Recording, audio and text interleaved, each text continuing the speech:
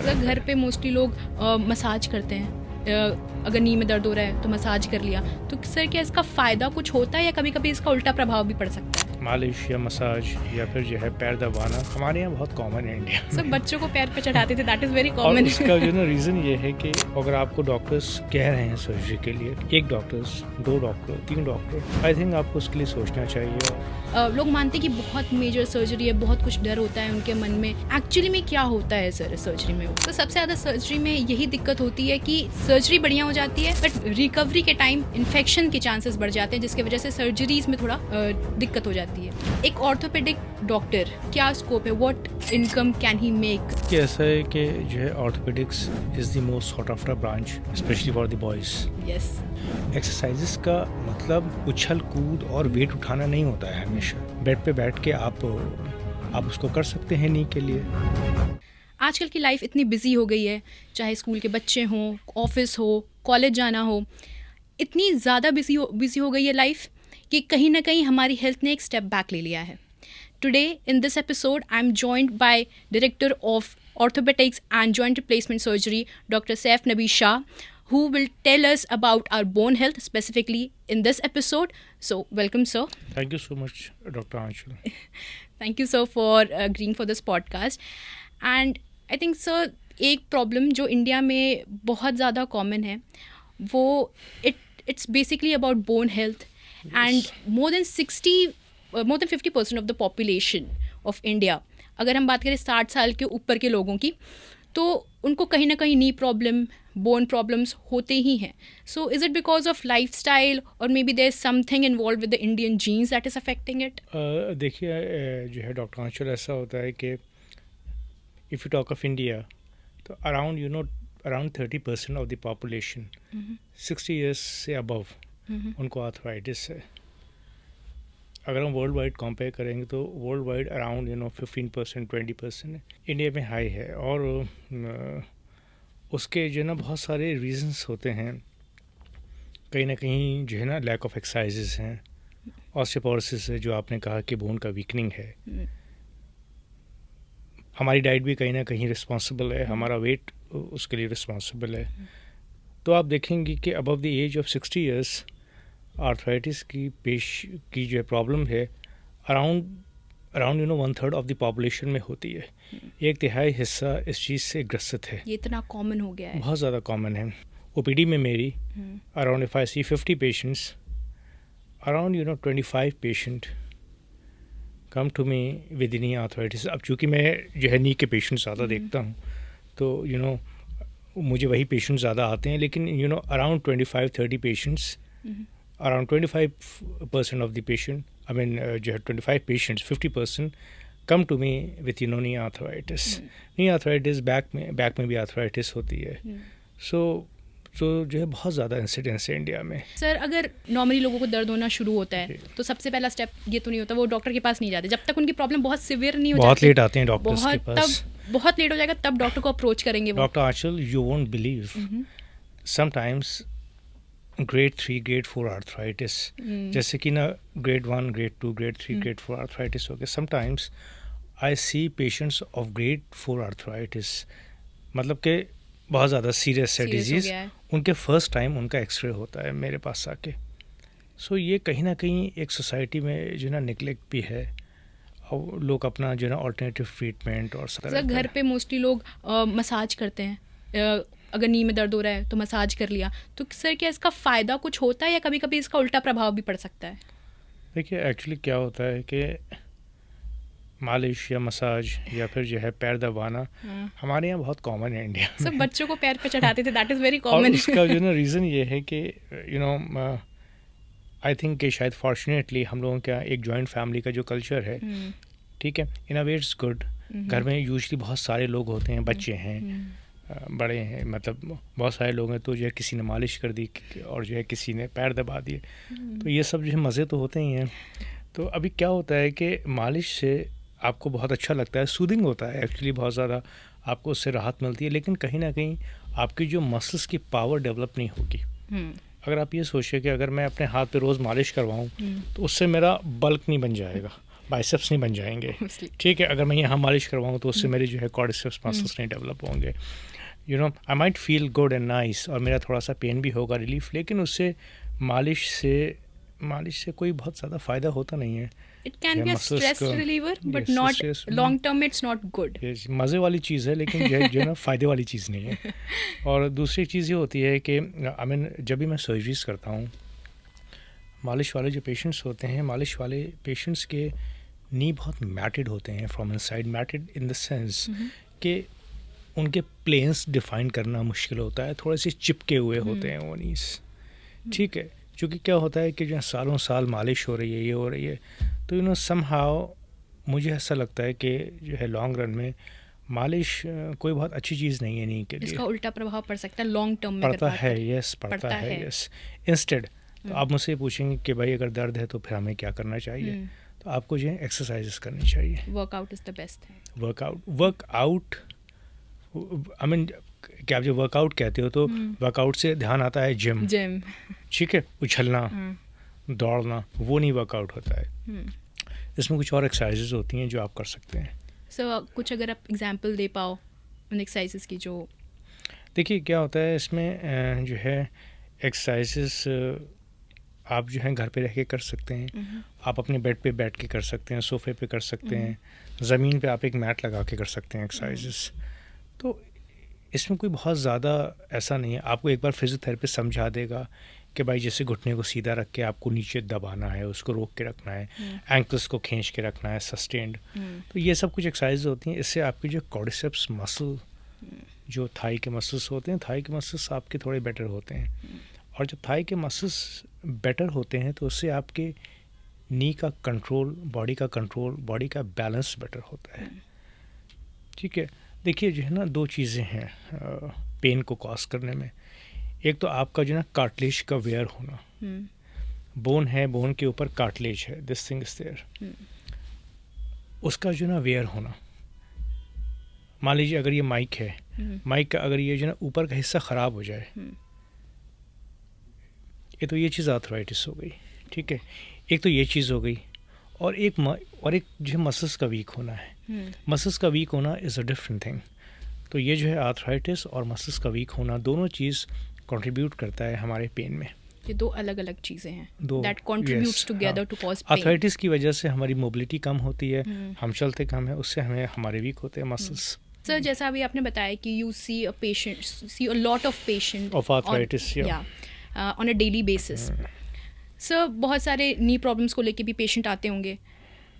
Is knee replacement surgery is the last resort for patients, और who are the best candidates for knee देखिए replacement? Actually क्या होता है कि I mean what you asked me, most of the patients say this the same thing.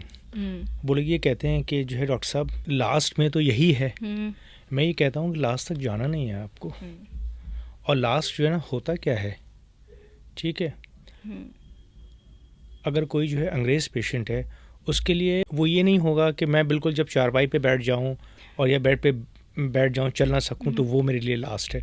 उनके लिए last ही होता है कि doc I can't go on my walks, ठीक है, you know, I feel pain, I can't go on my work, I can't play with my grand childrens. ये उनके लिए जो है ना कंसर्न होता है। इंडिया में समहाउ थोड़ा सा जब तक लोग बिल्कुल चल नहीं पाते हैं, वॉशरूम नहीं जा पा रहे हैं, उठ के पानी नहीं पी पा रहे हैं, रिमोट उठाने में प्रॉब्लम है, doctor is the last resort. यहाँ पे होता है doctor is the last resort, और जो सर्जरी तो is the last of the last resorts. बहुत मजबूरी के तहत तो आई मीन ये होता है। सो मुझे ऐसा लगता है कि अगर आपको थोड़ा आर्थराइटिस है, अगर आपको डॉक्टर्स कह रहे हैं सर्जरी के लिए, एक डॉक्टर्स, 2 डॉक्टर, 3 डॉक्टर, तो आई थिंक आपको उसके लिए सोचना चाहिए और सर्जरी को लेकर डिस्कस करना चाहिए डॉक्टर से। सर अभी भी सोसाइटी में थोड़ा बहुत स्टिग्मा रहता है, थोड़ा बहुत नहीं, बहुत ज़्यादा है। स्पेशली अगर इंडिया में बात करें तो एकदम जब बहुत हालत सीरियस हो जाती है, देन दे कंसिडर कि चलो अब दिखा लेते हैं। सारे पेशेंट्स के साथ ऐसा नहीं है, यू नो। अब बहुत ज़्यादा पेशेंट्स और उनके बच्चे, अवेयरनेस बढ़ी है, बहुत ज़्यादा अवेयरनेस है। कभी कभी मेरे पास पेशेंट्स बहुत ज़्यादा अर्ली आर्थराइटिस में आते हैं, तो ये नहीं है मतलब, लेकिन ये है कि जो ना most of the time patient थोड़ा सा लेट आते हैं डॉक्टर्स के पास, और बेचारे डरते भी हैं। देखिए ये भी है, डर भी है कि हम जाएंगे और वहाँ पे डॉक्टर सर्जरी हमें बता देंगे, तो ये भी एक चीज़ होती है। तो एक जो ना फेयर भी है सोसाइटी में सर्जरीज को लेके, एक थोड़ा सा जो है ना नेगेटिविटी है कि आप मत कराइएगा, उनका जो हुआ था तो ख़राब हो गया, वो जो है फिर से चल नहीं पाए। सो इस टाइप की these things go far and wide. So ये है। सर अभी जैसे आपने बताया कि लोगों के अंदर डर होता है सर्जरी को लेके, नी रिप्लेसमेंट सर्जरी की अगर बात करें तो लोग मानते हैं कि बहुत मेजर सर्जरी है, बहुत कुछ डर होता है उनके मन में। तो एक्चुअली में क्या होता है सर सर्जरी में? देखिए सबसे पहली बात यह है कि knee replacement actually is not a replacement, ठीक है। And I been saying this जो है again and again, knee replacement actually replacement नहीं होता है। घुटने का जो प्रत्यारोपण नहीं होता है। It is that yes it's a misnomer, yes. उसमें क्या होता है कि जो हमारी बोन्स हैं, 2 बोन्स हैं, एक हमारी थाई की बोन है और एक लेग की बोन है।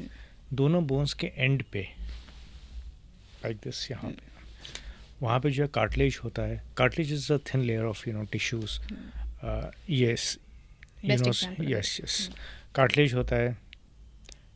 Because of the cartilage on both the bones हमारी जो है हड्डियाँ थोड़ा दूर रहती हैं, ठीक है। अक्सर जो है ना पेशेंट्स आते हैं और जो है वो जो है मेरे पास एक्सरे लगाने से पहले बोलते हैं डॉक्टर साहब हमारे घुटने में गैप आ गया है। तो उनको मैं टोकता हूँ, मैं ये कहता हूँ कि आपके घुटने में गैप था ऑलरेडी, और जो है ना नॉर्मली गैप होता है, आपके घुटने का गैप ख़त्म हो गया है। सो ये एक चीज़ बहुत इम्पॉर्टेंट है। फिर क्या होता है कि मैं उनको एक नॉर्मल एक्सरे दिखाता हूँ और फिर मैं उनको उनका एक्सरे दिखाता हूँ। मैं ये कहता हूँ ये देखिए कंपेयर कीजिए, इतना गैप ऑलमोस्ट होना चाहिए था, आपका ऑलमोस्ट बोन एक दूसरे को छू रही हैं।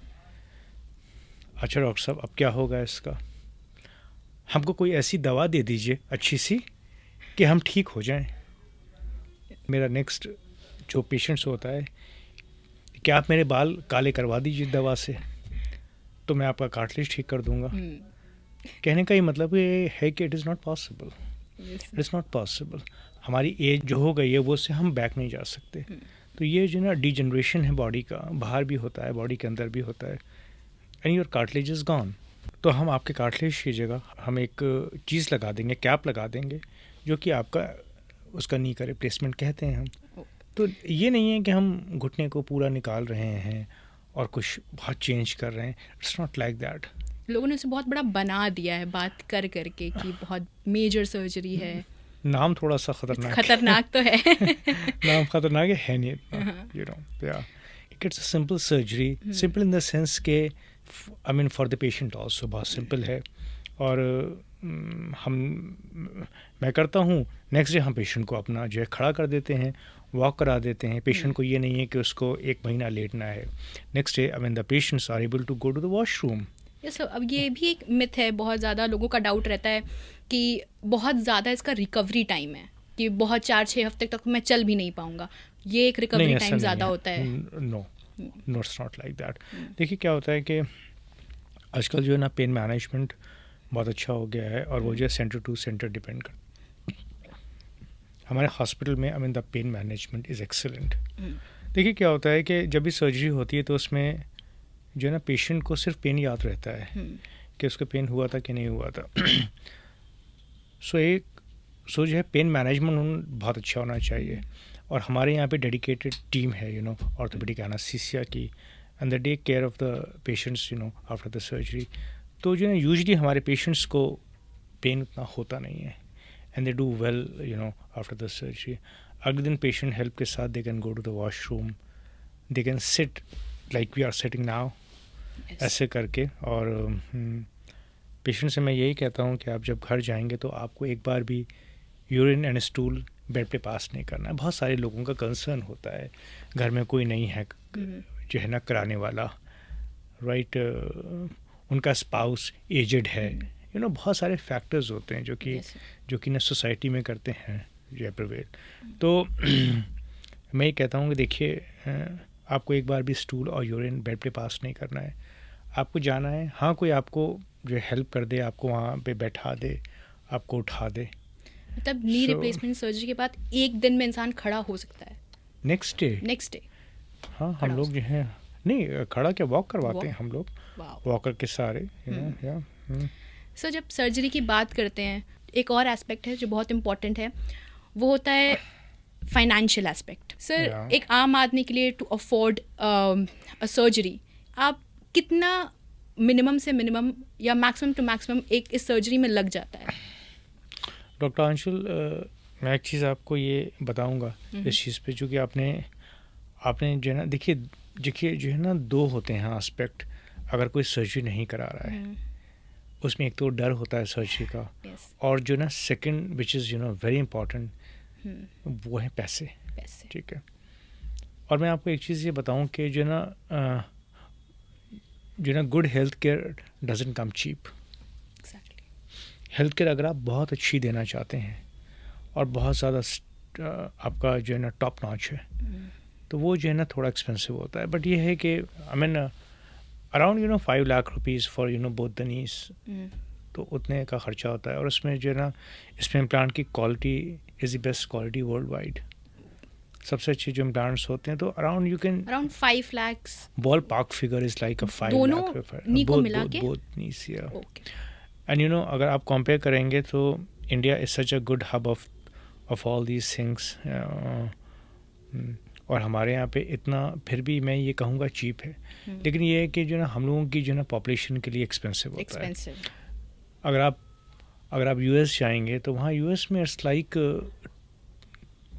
6 times 8 times एक्सपेंसिव, जो कि यहाँ पे इंडिया में, and the same quality may be sometimes better,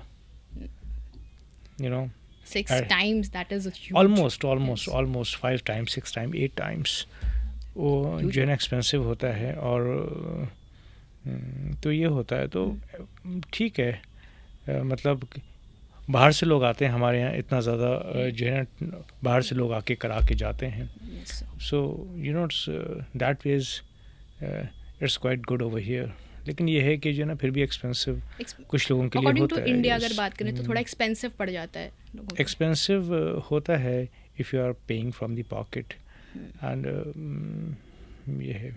इसलिए मुझे लगता है कि इंश्योरेंसेस भी होना चाहिए, हेल्थ इंश्योरेंस। गवर्नमेंट भी इतना हेल्प कर रही है लोगों के इंश्योरेंसेस होने में।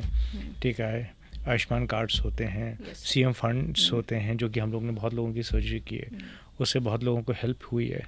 सो ये भी सब गवर्नमेंट भी जो है ना हेल्प करती है, एड करती है बहुत ज़्यादा लोगों को पता लोगों नहीं को जो होते है इन सब ना असिस्ट प्रोग्राम्स के करने बारे में। यस, इसके बारे में भी लोगों को अवेयर बहुत होना सारे चाहिए। लोगों को जो है ना हमारे हॉस्पिटल में सीएम फंड का जो है फ़ायदा हुआ है बहुत ज़्यादा। सर एक जो समस्या बहुत कॉमन है वो है फ्लैट फुट की। क्या इसका असर लॉन्ग टर्म में हमारे नीज पे पड़ता है, और एक्चुअली में फ्लैट फुट होता क्या है, कैसे पता करें कि हमें ये समस्या है? देखिए एक्चुअली जो है ना फ्लैट फीट जो होता है हमारे जो है ना पैरों के जो है ना आर्चेस होते हैं, अगर आप अपना पैर देखेंगे, ठीक है ना, अंदर की साइड वो थोड़ा सा ऐसे होता है, राइट। ठीक है ना, फ्लैट फीट का मतलब कि वो जो है आर्च ऐसे हो जाना, बिल्कुल सपाट हो गया है। सपाट हो गया, उसको हम जो है ना फॉलन आर्चेस भी कहते हैं, राइट।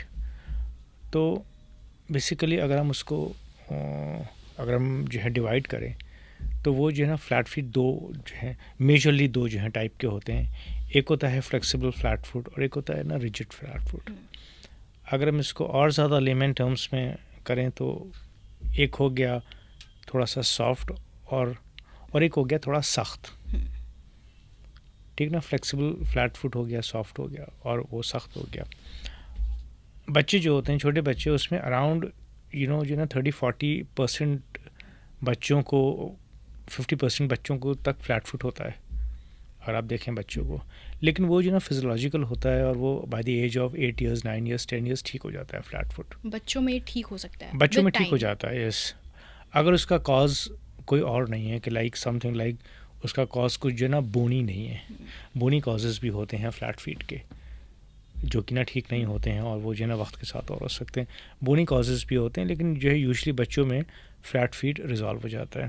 तो अगर आप कोई अगर बच्चा मान लीजिए 6 साल 7 साल का बच्चा है और उसको, अच्छा हाँ, एक चीज़ और ही इम्पॉर्टेंट है कि आप जो ना रिजिड फ्लैट फुट, सख्त वाला और एक सॉफ्ट फ्लैट फुट, उसको आप कैसे डिफ्रेंशिएट करेंगे। अगर मैं खड़ा हुआ हूँ और मेरा फ्लैट फुट दिख रहा है, ठीक है ना, पैर मेरे फ्लैट पड़ रहे हैं ग्राउंड पे, फिर मैं बैठ गया तो मेरा फिर से आर्च मेंटेन हो गया, तो वो जो है ना सॉफ्ट वाला फ्लैट फुट है। लेकिन अगर मेरा बैठने के बाद भी फ्लैट फुट दिखता है तो वो जो है ना रिजिड फ्लैट फुट है। रिजिड फ्लैट फुट ठीक नहीं होते हैं यूजुअली, और उनका कॉज सम टाइम बच्चों में जो है ना बोनी भी होता है। तो क्या लॉन्ग टर्म में इसका हमारे ओवरऑल हेल्थ, नी प्रॉब्लम्स या ऐसे बोन्स प्रॉब्लम हो सकते हैं? देखिए क्या होता है, नॉर्मली अराउंड 40% बच्चे फ्लैट फुटेड होते हैं, जो कि I mean by the age of 10 years जो है ठीक हो जाते हैं। अराउंड 10% 20% जो है ना लोगों में भी फ्लैट फुट होता है, अडल्ट्स में फ्लैट फुट होता है, तो उनको भी कोई नहीं इश्यू होता है, ठीक है। सो उसमें ये होता है कि मेनली अगर किसी को फ्लैट फुट है, अगर वो डॉक्टर के पास आ रहे हैं, मेनली आएंगे आई मीन कि या तो पेन हो रहा है और या तो उनको देखने में ऐसा लगता है कि वो ना फ्लैट फुट है। उस केसेस में आपको कोई बहुत ज़्यादा इश्यूज़ नहीं है, तो आप कुछ एक्सरसाइजेस बता दें, आर्च सपोर्ट दे दें कि जो लोग अपने जो है फुटवियर में थोड़ा सा अंदर की साइड कुछ थोड़ा सपोर्ट लगा लें, तो उससे आपकी आर्च मेंटेन रहती है। इस तरह के फुटवेयर्स आते हैं, फुटवेयर्स आते हैं, और या तो कोई आपको जो ना ऑर्थोटिस्ट आपका एक बना देगा, आपका जो शू का इंसोल होता है उसको बना देगा। और आजकल कुछ शूज़ भी आते हैं कि उसमें जो है मिडिल आर्च सपोर्ट्स होते हैं, तो वो आप ले सकते हैं। तो अडल्ट्स में भी कभी कभी जो है ना फ्लैट फुट होना शुरू हो जाते हैं, लाइक लेटर स्टेजेस में भी हो सकते हैं। लेटर स्टेजेस में हो जाते हैं, तो वो मसल्स की वीकनेस होती है, टेंडन की वीकनेसेस होती हैं, तो उसकी वजह से भी फ्लैट फुट शुरू हो जाते हैं। फ्लैट फुट का लेकिन ये है कि अगर वो बहुत ज़्यादा पेन कॉज नहीं कर रहे हैं, और अगर वो जो है एसिम्प्टोमेटिक है, मतलब कि उसकी वजह से जो है पेशेंट्स को कोई दिक्कत नहीं है, तो फिर उसको आपको ऑपरेट नहीं करना चाहिए। यूजुअली थोड़ा बहुत एक्सरसाइजेस, फुटवेयर चेंज और या फुटवेयर करेक्शन से पेशेंट्स डू गुड। सर, एक सैड प्रॉब्लम है, पर रियलिटी है कि हमारे पेरेंट्स अब बूढ़े हो रहे हैं, स्पेशली अगर लेट 20s जो लोग हैं उनके पेरेंट्स की बात करें, मेरे पेरेंट्स की बात करें, तो अब वो बूढ़े हो रहे हैं। जैसे जैसे एज बढ़ रही है, समय के साथ प्रॉब्लम्स बढ़ रही हैं, चलने में दिक्कत होती है, कहीं ना कहीं दर्द होता है, तो जब वो बताते हैं तो बुरा भी लगता है। लेकिन हम ऐसा क्या करें जिससे उनकी बोन हेल्थ बेटर हो, और वो ऐसा क्या करें जिसकी वजह से ज़्यादा समय तक उनको चलने फिरने में दिक्कत ना हो? देखिए, फर्स्ट ऑफ ऑल एक तो ये है कि अगर वेट ज़्यादा है तो उसके लिए वेट कम होना चाहिए। वेट कम के लिए डाइट पे ध्यान देना चाहिए, और फिर सेकेंडली जो है एक्सरसाइजेस। हम लोग यहाँ लोग जो है ना एक्सरसाइजेस करते नहीं हैं, स्पेशली जो है ना एल्डरली जो पॉपुलेशन है, वो लोग जो है कम लोग एक्सरसाइजेस करते हैं। तो एक्सरसाइजेस, वेट लॉस, और जो है फीमेल्स में यूजुअली जो है ना post menopausal bone loss is too much. बहुत ज़्यादा बोन लॉस होता है पोस्ट मेनोपॉजल। उसके लिए females if they are 55-60 years of age pain लेके कंप्लेन कर रही हैं, पेन इन द बैक और समवेयर, तो उनका एक जो है डेक्सा डेंसिटोमेट्री कराना बहुत ज़रूरी है। एक टेस्ट होता है डेक्सा अगर आप स्पाइन का और हिप का भी करा लेंगे तो उससे भी आपको एक फेयर आइडिया मिल जाएगा कि जो ना बोन की क्या क्वालिटी है। बोन की जो ना क्वालिटी का मतलब ये है कि देखिए कि जो है बोन कितनी सॉलिड है, ठीक है। या तो जो है बोन सॉलिड हो सकती है, और या तो बोन जो है खोखली हो सकती है। तो वो कितनी सॉलिड है और या वो कितनी खोखली है, ये चीज़ हमको जो है डेक्सा से मालूम हो जाएगी। डेक्सा से मालूम हो जाएगी। और सिर्फ कैल्शियम खाने से बोन डेंसिटी ठीक नहीं होती है, यू नो।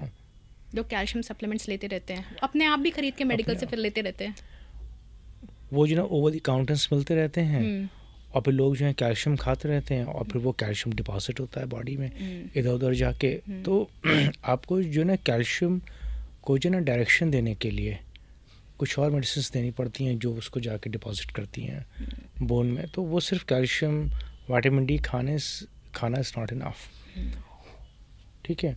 अगर आपको ऑस्टियोपोरोसिस है, वो आपको स्टैब्लिश्ड है डेक्सा पे, तो आपको कुछ और मेडिसिन लेनी चाहिए. कभी कुछ मेडिसिन होती हैं और या कभी कभी कुछ इंजेक्शंस भी होते हैं जो कि हम लोग देते हैं पेशेंट्स को, और फिर उससे पेशेंट्स की बोन डेंसिटी जो है इम्प्रूव होती है और पेशेंट जो है ना क्लिनिकली इम्प्रूव करते हैं.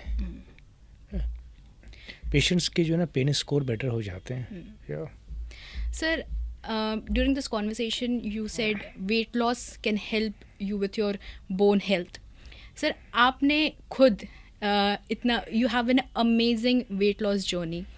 Would you like to tell a little bit about that? I mean, now I am 51 Yeah. and I started to lose weight when I was about 44, 45. Mm-hmm. Because, at that time, I had a lot of backache और कुछ और भी कुछ problems हो रही थी, like almost pre diabetic, uric acid was high. तो और फिर मुझे पीठ में बहुत तकलीफ़ होती थी, ये सब होता था. तो आई थॉट कि आई शुड लूज़ वेट. और मैं आपको फ्रैंकली बताऊं कि मैंने कोई ये नहीं किया कि मैंने डाइट अपनी चेंज की हो, चेंज करके ये नहीं खाना है वो खाना है, ये नहीं खाना है वो खाना है, ऐसा कुछ दिन रात और ये कुछ ऐसा नहीं. मैंने एक्चुअली खाना कम कर दिया. तो जो ना कैलोरी डेफिसिट में चला गया. तो I took around 3-4 years to lose weight. 3-4 I mean ये था कि चूँकि मैं बीच बीच में नहीं बहुत ज़्यादा वो कर पाता था रिस्ट्रिक्शन. कभी पता लगा खाना खा लिया खूब, और जो ना कभी कभी फेजेस होते थे कि एक बार अगर खाना खाया तो फिर 2-3-4 दिन 5 दिन फिर से खाते रहे. कंसिस्टेंसी ब्रेक हो जाती थी. तो मुझे ये लगता है कि अगर आप वेट लॉस अगर कोई कर रहा है तो उसके साथ कंसिस्टेंसी, डिटर्मिनेशन होना बहुत ज़रूरी है. मतलब सारे ही पेशेंट्स को मैं एक एग्जांपल देता हूँ कि जब भी मैं उनको वेट लॉस के बारे में बता रहा होता हूँ, मैं उनसे ये कहता हूँ कि कितनी बार ऐसा हुआ है कि I have gone to certain marriage parties जहाँ पे जो, और या कोई भी फंक्शन हो जहाँ पे जो है खाना बहुत अच्छा है, और मैं सिर्फ एक कॉफ़ी पी लेता था और मैं वापस आया था. तो उतना ज़्यादा डिटर्मिनेशन आपको चाहिए. Consistency is very important. Sir, मेरे साथ I am also on a weight loss journey, लेकिन मेरे साथ होता है I drop down 20, then I gain 25. It has been happening for like 5 years. Consistency, how to maintain that, how did you? तो आपके साथ जो है ना कंसिस्टेंसी का इशू है. तो आई थिंक थोड़ा एक सेल्फ डिसिप्लिन, कंसिस्टेंसी जो है वो चीज़ बहुत ज़रूरी है. और जो ना सस्टेन करना बहुत मुश्किल होता है, लेकिन अगर कोई आदमी कोशिश कर ले और उसकी लाइफ में थोड़ा सा उस चीज़ को कर ले तो वो चीज़ जो है पॉसिबल है. थोड़ा सा ज़ुबान पे कंट्रोल होना चाहिए, ज़ीभ पे कंट्रोल. अच्छा खाना सबको अच्छा लगता है, ठीक है. तो लेकिन ये है कि थोड़ा सा आप अपनी जो है ना सेहत का ख्याल अगर रखें तो, और ये सोचें कि जो है ना फ्यूचर में अगर मुझे ठीक रहना है, पेन फ्री रहना है, बेहतर रहना है, तो आप वो चीज़ कर सकते हैं. और पेरेंट्स को भी बहुत ज़्यादा बच्चों को खाने के लिए फोर्स नहीं करना चाहिए कि ये खा लो. हमारे यहाँ पे अगर एक वक्त का खाना बच्चे ने नहीं खाया तो इतना ज़्यादा हो जाती है प्रॉब्लम पेरेंट्स को कि जो है खाना नहीं खाया है और वीकनेस हो जाएगी, ये हो जाएगी, वो हो जाएगी. वो सब नहीं होना चाहिए. पेशेंट से मैं हमेशा ऐसे ही कहता हूँ कि देखिए, ईट गुड ईट लेस, ठीक है. अच्छा खाओ बट कम खाओ.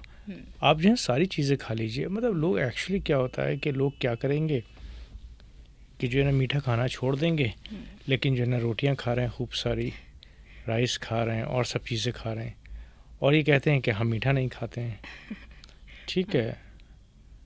चाय में जो है चीनी नहीं डालेंगे लेकिन बिस्किट्स खा लेंगे साथ में. तो ये सब चीज़ें हमें सोचना चाहिए हमको.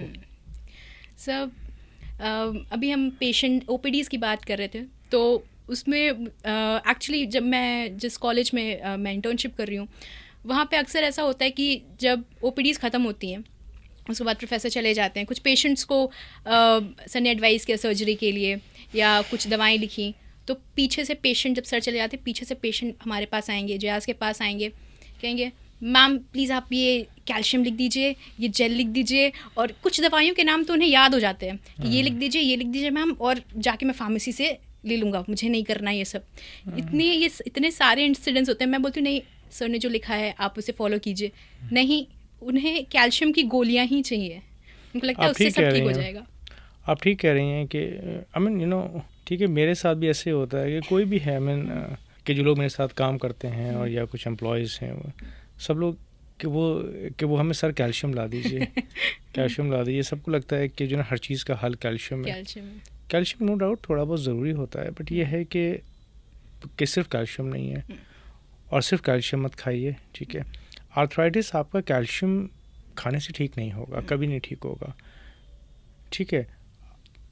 आपके जो है आपके उसके ट्रीटमेंट में, आर्थराइटिस के ट्रीटमेंट में जो है कैल्शियम एक उसका पार्ट है, ठीक है। आपको कैल्शियम भी देना है बोन को थोड़ा सा बेटर रखने के लिए, लेकिन ये नहीं है कि अगर आप कैल्शियम आप खा लेंगे तो, और या आप कुछ अगर वो लगा लेंगे, जेल लगा लेंगे तो उससे ठीक हो जाएंगे।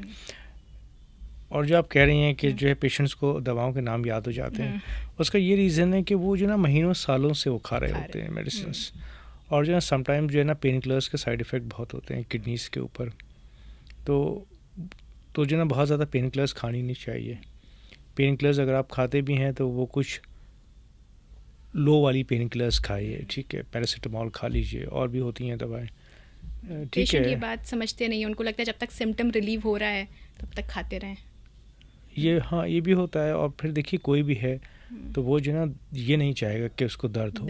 कभी कभी ये होता है कि वो लोग अगर मान लीजिए पैरासीटामॉल खा रहे हैं तो उससे पेन नहीं हो रहा है उतना रिलीफ, तो वो फिर कुछ और खाते हैं, ठीक है। तो लेकिन ये है कि जो ना पेन किलर्स कोई जो ना ऑल्टरनेट नहीं है, और आप पेन किलर्स खा लें जब कभी पेन हो, लेकिन ये नहीं है कि आपको रोज़ पेन किलर खानी पड़ रही है। अगर आपको रोज़ पेन किलर खानी पड़ रही है नी के आर्थराइटिस के लिए, तो अगर आपको सर्जन ने कहा है कि आपको सर्जरी की ज़रूरत है तो आप प्लीज़ सर्जरी करवा लीजिए। कब तक खाएंगे पेन किलर्स? अगर आपकी एज 60 ईयर्स है, कब तक खाएंगे, ठीक है। लाइफ एक्सपेक्टेंसी हमारे यहाँ पे इतनी अच्छी हो गई है अब, यू नो। सो अगर आपकी एज 60 ईयर्स है तो फिर आप कब तक पेन किलर्स खाएंगे? 10 साल, 20 साल, ठीक है, गॉड विलिंग 30 साल, 40 साल, यू नो, कब तक? तो ये है। अच्छा, फिर क्या होता है कि जैसे जैसे एज होती जाती है वैसे वैसे बॉडीज़ में और प्रॉब्लम्स, कोमॉर्बिडिटीज़ होती हैं। किसी को डायबिटीज़ है, हाइपरटेंशन है, किडनी के इश्यूज़ हैं, तो उस टाइम सर्जरी और भी ज़्यादा मतलब यू नो कॉम्प्लिकेट होने के चांसेस होते हैं। बोन्स जो हैं वीक होती जाती हैं, ये होता है। और जो ऑस्टियोपोरोसिस का बहुत ज़्यादा रोल होता है, क्योंकि अगर पेशेंट्स को बहुत ज़्यादा ऑस्टियोपोरोसिस है तो उसमें फेलियर्स के चांसेस ज़्यादा हाई होते हैं, बिकॉज यू नो आपको अल्टीमेटली आपको इम्प्लांट बोन पे लगाना है, और बोन ऑलरेडी ठीक है। बोन अगर वीक है तो implant will you know fly of, वो इम्प्लांट लूज़ होगा, ढीला होगा, और फिर वो जो है फेलियर होंगे। नो डाउट आप बहुत अच्छी सर्जरी कर दें, नो डाउट आप बहुत अच्छी हाई क्वालिटी के इम्प्लांट्स यूज़ करें, इवन देन अगर ऑस्टियोपोरोसिस है तो फिर वहाँ पे जो लूजनिंग होंगी, फ्रैक्चर के जो चांसेस ज़्यादा होंगे। तो ये सब जो है कॉम्प्लिकेशंस होते हैं। पेशेंट्स को मैं काफ़ी समझाता भी हूँ, पेशेंट जो समझते भी हैं अब, और इसीलिए शायद कराते भी हैं सर्जरीज, ये भी है। सर, ICMR ने एक रिपोर्ट जारी की थी 2023 में, उसमें उसने बताया था कि 22.5% people in India suffer from arthritis. Specially अगर हम विमेन की बात करें, उनमें ज़्यादातर देखा जाता है इसकी ये प्रॉब्लम। ऐसा क्यों है कि विमेन में ज़्यादा है ये प्रॉब्लम? देखिए थोड़ा सा जो है ना जेनेटिक प्रीडिस्पोजिशन भी होता है इंडियन जीन्स में। इंडियन जीन्स की बात नहीं है, सारे ही जीन्स में होता है। इंडिया में थोड़ा ज़्यादा आर्थराइटिस है। मे बी आई थिंक आपको जैसे मैंने बताया लैक ऑफ एक्सरसाइजेस हैं, मे बी समटाइम्स वेट भी रिस्पॉन्सिबल होता है, फैमिलीज़ में रन करते हैं जीन्स, और थोड़ा सा जेनेटिक भी होता है कि कुछ आई मीन बहुत सारे उसमें कार्टिलेज में चेंजेस होते हैं सेलुलर, उस पर सेल के लेवल पे, जो कि आपको जो है आर्थराइटिस कॉज करते हैं, ठीक है। Sometimes you know I see so many young you know patient of the age of जो 48, 49, 50, उनको जो है आर्थराइटिस है।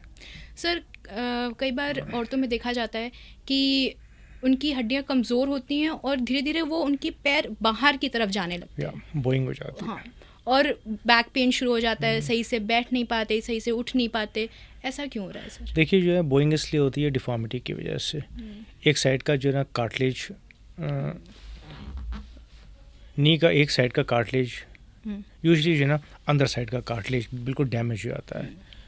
एक साइड का कार्टिलेज ठीक है, एक साइड का कार्टिलेज बेंड हो गया है, तो उससे ना बोइंग हो जाती है। तो आपने जो ना यूजली देखा होगा कि जो ना पेशेंट्स वॉडल करके चलते हैं, ऐसे ऐसे करके चलते हैं, वॉडल करके, फिर क्या होता है कि उसका सारा का सारा jarring effect comes on the spine also. तो स्पाइन में भी बहुत ज़्यादा अर्ली आर्थराइटिस होती है। और फिर ये भी होता है कि वो वाली डिफॉर्मिटी से और पेन से पेशेंट के जो है ना फॉलिंग के चांसेस बढ़ जाते हैं। और जब वो जो है पेशेंट्स गिरते हैं, ऑलरेडी फीमेल्स में ऑस्टियोपोरोसिस भी चल रहा होता है कहीं ना कहीं, किसी न किसी लेवल का, बोन्स ऑलरेडी वीक हैं और ट्रॉमा तो क्या हो गया होता है अल्टीमेटली, एक तो उनको आर्थराइटिस था और फिर उनको फिर जो है ना कहीं फ्रैक्चर हो गया, ठीक है, हिप का फ्रैक्चर हो गया, यहाँ का रिस्ट का फ्रैक्चर हो गया। वेरी कॉमन आई सी पेशेंट्स के जिनको हमने आर्थराइटिस के लिए सर्जरी की है एडवाइस, अभी इन्होंने सर्जरी नहीं कराई है लेकिन वो कहीं जो है बाथरूम में स्लिप हो गए, गिर गए, तो उसकी वजह से उनको जो फ्रैक्चर हो गया। और ये बहुत ज़्यादा इम्पॉर्टेंट है कि हमारी जो जीरियाट्रिक पॉपुलेशन है, ओल्ड एज पॉपुलेशन के लिए हम लोगों को थोड़े से कुछ चेंजेस करने चाहिए। सबको वॉशरूम्स शुड बी ड्राई। वो लोग जब कमोड पे बैठ रहे हैं कोई भी, तो वहाँ पे साइड में जो है ना हैंडल बार्स होने चाहिए, तो सपोर्ट होना चाहिए। पकड़ के उठ जाएं, पकड़ के बैठें। Bathrooms should not be very slippery in the sense कि गीला नहीं होना चाहिए। तो आपको एक जो है ना छोटा सा फ़ैन लगा लें बाथरूम में।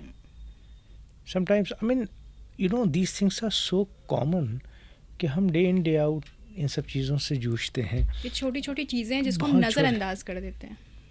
कोई भी इंसान वॉशरूम में जाने के लिए वेट कर रहा है, अब उसको मेड साफ़ कर रही है, जैसी मेड साफ़ कर निकली सो वो जाना चाहता है अंदर, बाथरूम इज़ वेट और वो स्लिप हो गए। तो एक जो छोटा सा फ़ैन लगा लें बाथरूम में, ठीक है, हैंडल बार्स होने चाहिए। जब आप बाथ लें तो आप किसी स्टूल और या मे बी चेयर रख लें, ठीक है। बहुत ज़्यादा जो है लो नहीं होना चाहिए चेयर, क्योंकि जब आप लो से आप उठेंगे आपके स्लिप होने के चांसेस ज़्यादा होंगे। बाथरूम का जो फ्लोर है वो जो है बहुत स्लिपरी नहीं होना चाहिए, ठीक है ना, एंटी स्किड होना चाहिए। हमारे जो घरों में जो कि ना कार्पेट्स होते हैं उनके जो ना कॉर्नर्स थोड़े रोल हो जाते हैं, ये सब जो ना गिरने का सोर्स होते हैं। छोटी छोटी चीज़ें हम इग्नोर कर देते हैं जो ज़्यादा प्रॉब्लम्स क्रिएट कर सकता है। लोगों के यहाँ पेट्स होते हैं, पेट्स पता लगा एकदम से आके बाउंस किया ऊपर और वो गिरा, बहुत अक्सर ऐसा होता है। सो ये सब छोटी छोटी चीज़ें हमें बहुत ध्यान देनी है फ्रैक्चर को प्रिवेंट करने के लिए, रोकने के लिए। लेकिन फिर भी आप जो ना हमेशा तो रोक नहीं सकते, ठीक है, हो जाते हैं फ्रैक्चर्स, जो इनएविटेबल है वो तो हो गए, बट प्रिकॉशन रखे जा सकते। प्रिकॉशंस एक तो ये हो गए प्रिकॉशंस, प्लस आप अपनी बोन्स को स्ट्रांग रखें कि भाई कोई आदमी गिरता है तो अगर उसकी बोन स्ट्रांग होती तो उसको शायद फ्रैक्चर ना होता, इम्पैक्ट कम होता। यस। तो osteoporosis also plays a very very major role in the fractures and the healing of the fractures, ये सब होता है। सर, एक्सरसाइज करने से बोन स्ट्रांग तो होती हैं, बट अगर कोई व्यक्ति है जिसको ऑलरेडी आर्थराइटिस है तो उसको एक्सरसाइज करने में दिक्कत होगी, ऑलरेडी उसको जॉइंट्स में पेन हो रहा है, उनके लिए क्या ऐसे वर्कआउट रेजिमेंट्स हैं जो होते हैं? यस, होते हैं। देखिए सुनिए, एक्सरसाइजेस का मतलब उछल कूद और वेट उठाना नहीं होता है हमेशा, ठीक है ना। आपको मैंने बताया कि जो ना आइसोमेट्रिक एक्सरसाइजेस होती हैं, बेड पे बैठ के आप उसको कर सकते हैं नी के लिए। ऐसा नहीं है कि आपको बहुत ज़्यादा कुछ वेट उठाना है, भारी वेट उठाना है, बहुत ज़्यादा आपको झुकना है, ऐसा कुछ नहीं है। Just normal movements, normal exercises can help. वो आपको जो है ना फिजियोथेरेपिस्ट बता सकते हैं, डॉक्टर उनको जब लिख देते हैं तो वो जो है ना एक बार फिजियोथेरेपिस्ट से आप सीख लीजिए, और आप उसको जो है खुद से कर सकते हैं। अगर कोई बहुत ज़्यादा ओल्ड एज है, मॉर्बिड है, सर्जरी हुई है, तो उसके बाद जो है फिजियोथेरेपी आप थोड़ा सा करवा लीजिए, 1 महीना, 1.5 महीना, 2 महीना। लेकिन अब यूजुअली ऐसा होता है कि आप फिजियोथेरेपी सीख के और आप घर पे भी कर सकते हैं। जो पेशेंट्स थोड़े से एक्टिव हैं और जो लोग जो है मोबाइल हैं, चल सकते हैं, ठीक हैं। अदरवाइज़ कभी कभी फिजियोथेरेपिस्ट जो होते हैं वो उनकी हेल्प भी ज़रूरी होती है और उससे बहुत फ़ायदा होता है पेशेंट्स को। मुझे ऐसा लगता है कि जो है 80% of the patient come back and से टू मी कि जो ना डॉक्टर साहब मैं बहुत पहले से बेहतर हूँ, ठीक है, एंड जो सप्लीमेंटेड बाय मेडिसिन, समटाइम्स जो है इंजेक्शंस फॉर ऑस्टियोपोरोसिस, ये सब पेशेंट्स इम्प्रूव करते हैं।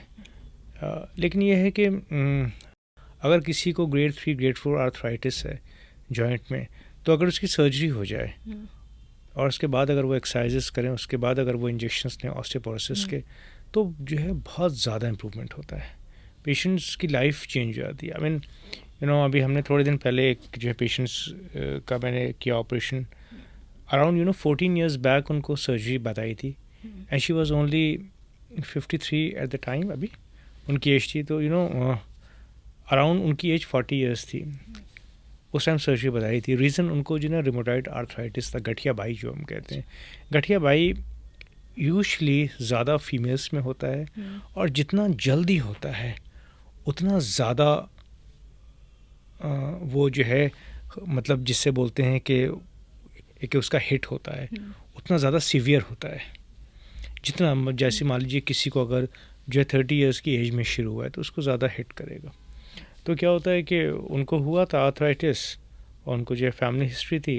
Eight the age of 40 years I mean she was told कि आप अपना नी का रिप्लेसमेंट करा लीजिए। At the age of 40 years, that's quite young, quite young, and I've operated at the age of 38 also for the knee replacement. So लोगों को लगता है कि सिर्फ बूढ़े लोगों का ही नी रिप्लेसमेंट। देखिए एक्चुअली क्या होता है, आर्थराइटिस भी जो है डिफरेंट टाइप्स के होते हैं। मैं जो आपसे बात कर रहा हूँ वो जो ना रिमोटॉइड आर्थराइटिस होता है गठिया बाई। गठिया बाई में कभी आपने देखा होगा कि जो ना पेशेंट की बहुत डिफॉर्मिटी होती है, हाथ उनके ऐसे हो जाते हैं, बिल्कुल एकदम स्टिफ हो जाते हैं पेशेंट्स, वो होता है रिमोटॉइड आर्थराइटिस। फीमेल्स में थोड़ा इंसिडेंस ज़्यादा है। तो आजकल ये है कि जो ना age is not a factor, ठीक है, किसी को भी हो सकता है, किसी को भी हो सकता है। और जो ना किसी भी एज में, जैसे मान लीजिए अगर किसी को जो ना एंक्लोजिंग स्पॉन्डिलाइटिस एक टाइप की आर्थराइटिस होती है, मेल्स में ज़्यादा है। अगर कोई लड़का है उसकी एज 28 ईयर्स है और उसके हिप में अगर आर्थराइटिस है severe because of ankylosing spondylitis, तो उसको जो है ऑपरेट करना चाहिए। अब ये नहीं है कि उसकी एज अगर 30 ईयर्स है तो उसको ऑपरेट नहीं करेंगे, उसकी जो ना क्वालिटी ऑफ लाइफ नहीं होगी कुछ भी, बिल्कुल यस। उसको जो है पेन रहेगा, उसको जो ना 2 कदम लेना मुश्किल होगा, तो उसको आपको ऑपरेट करना पड़ेगा। तो मैं ये कह रहा हूँ कि उनकी जो है एज थी 40 ईयर्स, तो उनको सर्जरी बताई थी, इधर दिखाना उधर दिखाना सब कुछ, मतलब and she was like I mean not able to walk, मतलब बिल्कुल जो है घुटने पूरे बेंड हो गए थे और सब, और स्पाइन में भी इतना आर्थराइटिस था। शी केम टू मी, अभी उनकी एज 53 के आसपास थी, तो मैंने उनको काफ़ी काउंसलिंग किया। वही था कि जहाँ पे जाती थी सब लोग यही कहते थे कि आप सर्जरी करवाइए, नहीं कराइए। खैर मैंने उनको काउंसलिंग किया और मैंने उनको बताया कि देखिए जो है ना ऑस्टियोआर्थराइटिस तो आपको नहीं, ये आपको जो है आर्थराइटिस तो है, रिमोटॉइड आर्थराइटिस, ये आपको पता है, सर्जरी इसका हल है। तो मैंने कहा कि आप मुझसे अपने जो है ना डर के बारे में पूछिए जो आपको मेरे से क्वेश्चन है। खैर उन्होंने बात करी, राज़ी हो गई सर्जरी की, and she was like walking very normal after 6 weeks of surgery. After 6 weeks she was normal. Yes, problems were normal in the sense के, हाँ, नॉर्मल इन द सेंस के बिल्कुल एकदम सीधा चल रही थी, स्ट्रेट चल रही थी। तो ये चीज़ जो है मुझे ऐसा लगता है कि जो ना quality of life is important, pain नहीं होना चाहिए। एटलीस्ट आप जो है ना basic chores of your daily life आप जो है ख़ुद कर सकें, डिपेंडेंट ना हो लोगों पे, तो ये चीज़ बहुत ज़्यादा ज़रूरी है। सर एक प्रॉब्लम होती है फ्रोज़न शोल्डर, ये क्या होता है और कौन लोग ज़्यादा ससेप्टेबल होते हैं इसके लिए? देखिए जो ना फ्रोज़न शोल्डर इज़ लाइक हमारा जो शोल्डर होता है, कंधा होता है, उसमें एक झिल्ली होती है। तो अगर आप लेमन टर्म्स में अगर मैं आपको बताऊं तो जो है फ्रोज़न शोल्डर इज़ लाइक झिल्ली का सिकुड़ना, ठीक है, और जो है डायबिटिक्स में ज़्यादा होता है, ठीक है, एक शोल्डर में हो सकता है, फिर यहाँ पे ठीक होके यहाँ पे आ गया, दोनों में है। सो अगर आप फ्रोज़न शोल्डर को ट्रीट नहीं करें, छोड़ दें, बिल्कुल कुछ नहीं करें, तो साल भर में 1.5 साल में ठीक हो जाते हैं फ्रोज़न शोल्डर्स। पूरी तरीके से ठीक हो सकते हैं, अपने आप ठीक हो जाते हैं, पेन पेन जो है ठीक हो जाता है, और उसका और जो कंधा खुल जाता है, उसकी स्टिफनेस ठीक हो जाती है। फिर ये हो सकता है कि आपको शायद इसमें हो जाए, दूसरे में हो जाए। तो ये जो ना फ्रोजन शोल्डर भी जो है काफ़ी कॉमन है। और जब भी आप कुछ एक्सरसाइजेस करें आप शोल्डर की, तो बहुत ज़्यादा विग्रस नहीं करें। समटाइम्स आई सी पीपल के बहुत ज़्यादा कंधों को, हाथ को ऐसे ऐसे इतना ज़्यादा घुमाते हैं, ऐसे सो वो सब करना ठीक नहीं होता है। बिकॉज क्या होता है कि आपकी जो ना हड्डियां हैं ऐसे करके, एक ये ऊपर है और एक ये है, तो इसके बीच में से मसल्स एक मूव करता है। अब बहुत ज़्यादा अगर पूरा घुमा रहे हैं और बहुत ज़्यादा विग्रसली कर रहे हैं, उसमें क्या होता है कि मसल्स को इंजरी होती है, कभी कभी टेयर हो जाते हैं मसल्स। तो वो आप सुपरविजन में करें, और अगर आपको पेन है तो आप कंसल्ट कीजिए डॉक्टर। एक्सरे नॉर्मली कुछ एक्सरे में दिखता नहीं है, ठीक है। MRI can tell you more details about the joint, about the shoulder. तो ये होता है, डायबिटिक्स में ज़्यादा होता है, ठीक है ना, ठीक है। शुगर कंट्रोल बेटर होना चाहिए। कभी कुछ हम लोग जो है इंजेक्शंस लगा देते हैं, तो उससे पेशेंट्स थोड़ा सा बेटर हो जाते हैं।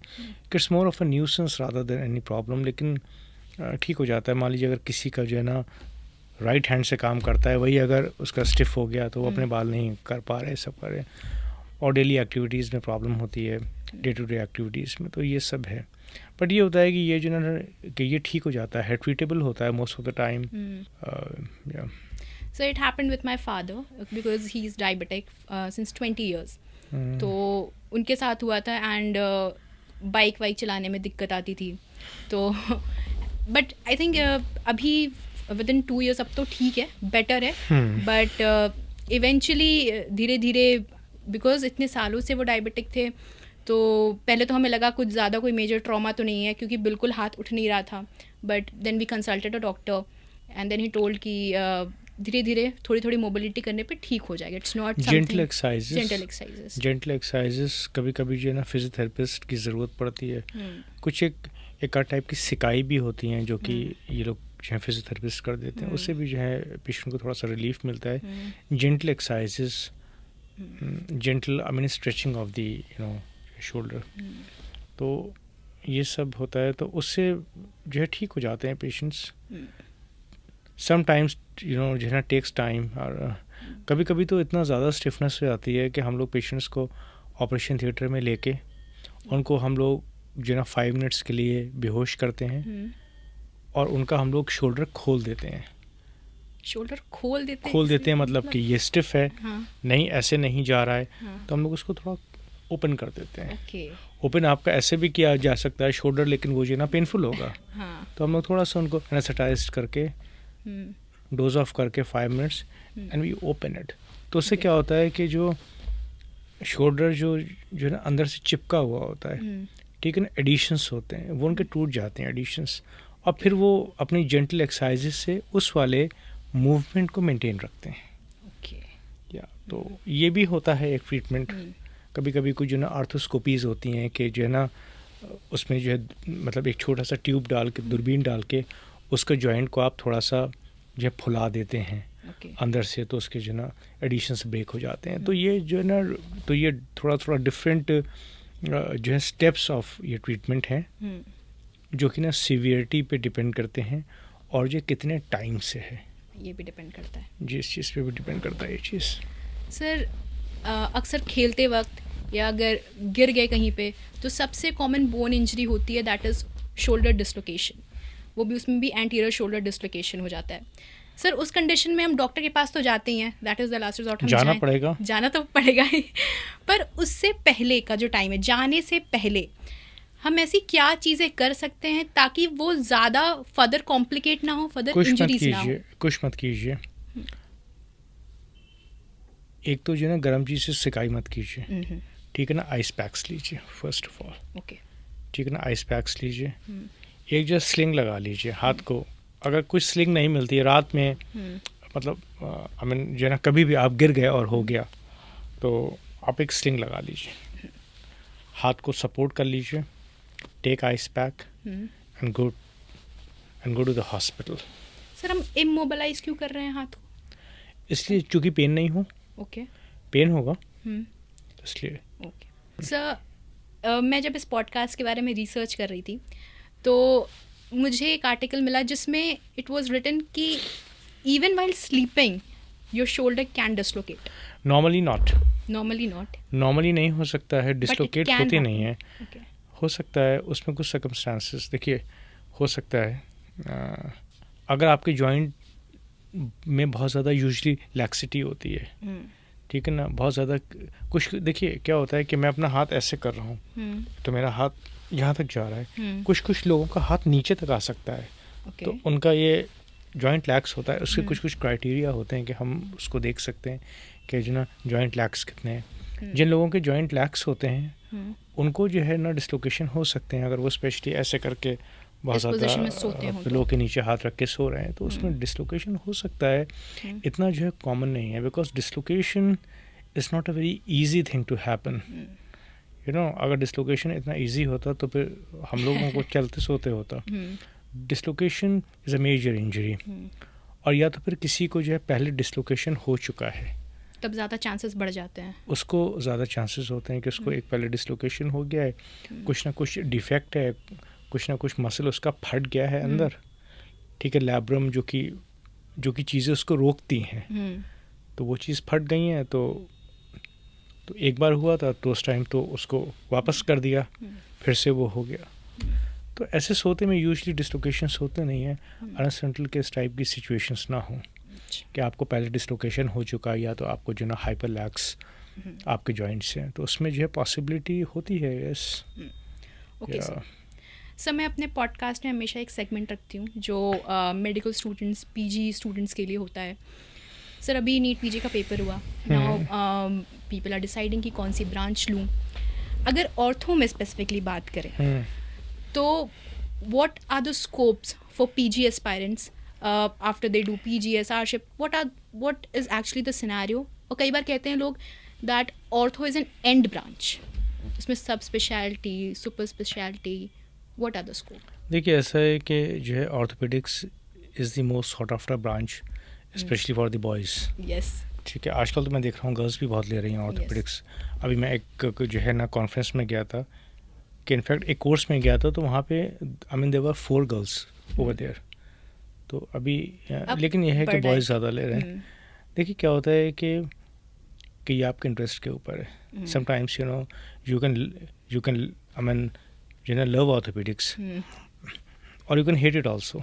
यार मुझे नहीं काम करना है इस टाइप का काम, ठीक है. तो ये सब होता है ब्रांचेस में. तो मेरे ख्याल से जो लोग भी लेते हैं ब्रांचेस तो वो उनका उसमें इंटरेस्ट ही होता होगा तो इसीलिए ले रहे हैं. लेकिन ये है कि आप जो भी ब्रांच लें, कोई भी आप ब्रांच लेते हैं, उसमें आपको जो है ना इंटरेस्ट से काम तो आपको करना होगा. आप उसमें तभी अच्छे होंगे.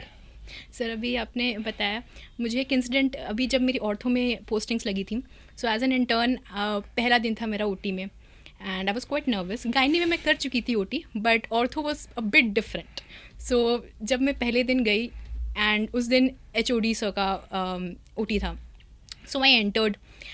The first thing he saw was I was not in my scrubs. That was a big no. डांट पड़ी होगी a lot. Solid. And then I was said, get out of the OT. I was like, I even made a video on सही that. कहा.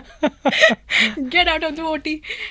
And then I went back. और फिर I started कि क्या करना. So why you went, without your scrubs? Actually, I thought कि gynae में जब हम करते थे OTs, तो उसमें होता था कि they used to give us scrubs. और मुझे लगा वो गाउन पहन के जाना होता है, but ortho is something different. Ortho में you have to wear scrubs and then there is that big jacket that you have to wear because of the X-rays and stuff that is happening in the OT. तो that was my first ortho OT experience, and sir said get out and I was like oh my god. And then because of me, जो मेरे साथ 3 और intern थे उनको भी sir ने बुलाया, जबकि उनकी ओटी में ड्यूटी नहीं थी. उनको भी सर ने ओटी में बुलाया. मेरी वजह से उनको भी साथ में, क्योंकि यूनिटी चलती है मेडिकल कॉलेज में, एक को नहीं सबको डांट पड़ेगी. क्या होता है कि you know after doing my PG, मैं जो ना दिल्ली गया था, वहाँ पे सीनियर रेजिडेंसी ज्वाइन की मैंने एक हॉस्पिटल में. तो जो ना पोस्ट ग्रेजुएट को तो खैर अच्छा खासा बहुत आइडिया हो जाता है. आई मीन वो जो ना डॉक्टर ऑलमोस्ट उतना उसका स्पेशलिस्ट हो जाता है. तो मुझे केस में जो है स्क्रब होना था जो है कंसल्टेंट के साथ, सीनियर कंसल्टेंट के साथ, and he was a very very जो strict consultant and very nice and good, और बहुत ही अच्छा अपना क्लीन वर्क करते थे। तो मैंने जो है ना बहुत देर अपना जो है ना हैंड वॉश किया, ठीक है, सर्जरी से पहले।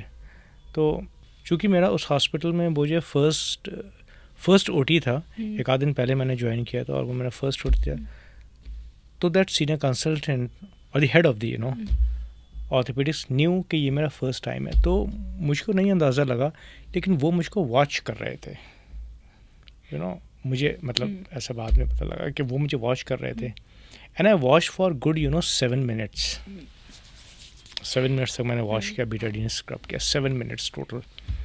जब मैं वॉश होके गया तो फिर मैं गाउन उठाने लगा तो बोले स्टॉप अगेन। तो मैंने कहा कि जो है sorry sir, I just go and wash again. तो बोले not less than 10 minutes, not less than 10 minutes again. So in a way it's good in the sense कि हम लोगों के यहाँ थिएटर्स में और जो स्पेशली ना ऑर्थोपेडिक्स में चूँकि हम लोगों को इम्प्लांट्स लगाने होते हैं तो बहुत ही ना अटमोस्ट हमको स्टेरिलिटी रखनी चाहिए। एंड जो है believe me since the last 3 years I am in this hospital जहाँ पे मैं काम कर रहा हूँ।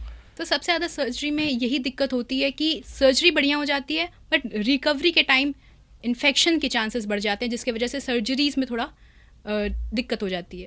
अच्छे सेंटर्स में होता नहीं है, मतलब हाँ, देखिए एक्चुअली क्या है कि जो है वर्ल्ड वाइड 1% चांसेस होते हैं इन्फेक्शन के world wide in the best of the centres. लेकिन ये है कि अगर मैं कहूँ तो हमारे यहाँ तो उससे भी अच्छा है। तो ये है कि आपको स्टेरिलिटी बहुत ज़्यादा उसका बहुत ध्यान रखना होता है, अटमोस्ट इम्पॉर्टेंट। ऑर्थोपेडिक सर्जरी में you can't afford an infection in the joint. So जो ना होते नहीं है, अगर आप जो है एंटीबायोटिक्स अच्छी यूज़ करते हैं, अगर आप स्टेरिलिटी अगर आप करते हैं, आपका स्टेरिलाइजेशन, आपके थिएटर्स, आपका स्टाफ सब अगर ट्यून्ड है तो उसके आप चांसेस बहुत ज़्यादा कम हो सकते हैं। So when we talk about PGs and selecting a branch, kahin na kahin at the back of our mind, we also think about the financial aspect of this.